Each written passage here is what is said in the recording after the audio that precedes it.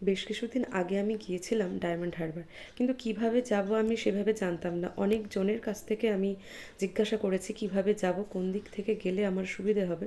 অনেকজন অনেক রকম বলেছে। তারপর আমি যখন নিজে গেলাম তখন দেখলাম গাদিয়াড়া থেকে খেয়া পেরিয়ে নূরপুর দিয়ে যাওয়াটাই সবথেকে বেশি সুবিধাজনক।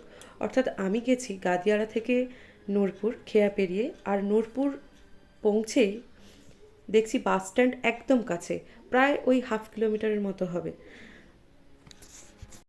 আর এই বাস স্ট্যান্ড থেকে বিভিন্ন দিকে যাওয়া যায়।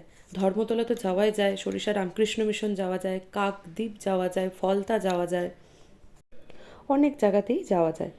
যাই হোক, তো সেই রকমভাবে কিছুই জানতাম না, তাই ভাবলাম সবার জন্য একটা যদি ছোট ইনফরমেশান দিতে পারি তাহলে আমার মতো আরও এরকম অনেক যাত্রীদের বোধহয় সুবিধে হবে।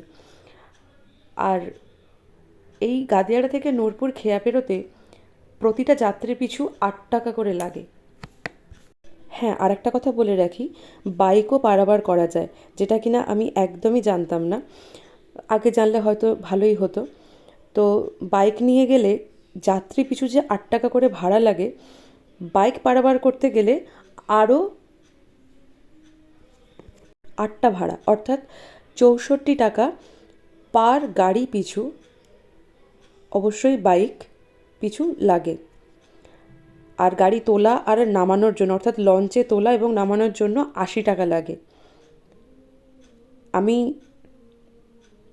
ওইখানকার টাইম টেবিলটা দিয়ে রাখলাম গাদিয়াড়া টু নূরপুর পারাবার করার জন্য। বোধহয় সবার সুবিধেই হবে। যাই হোক, আমি তো খুবই অসুবিধায় পড়েছিলাম সেই সময়। হ্যাঁ, অবশ্যই একটা কথা মনে রাখতে হবে, 1 ঘন্টা ছাড়া খেয়া। আমি কিন্তু ওই দিন ভালোই বিপদে পড়েছিলাম।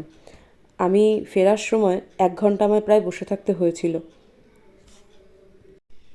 টাইম টেবিলটা এই জন্যই দিয়ে রাখলাম যাতে করে কোনো মানুষের এই খেয়া পারাবার করতে অসুবিধে না হয়।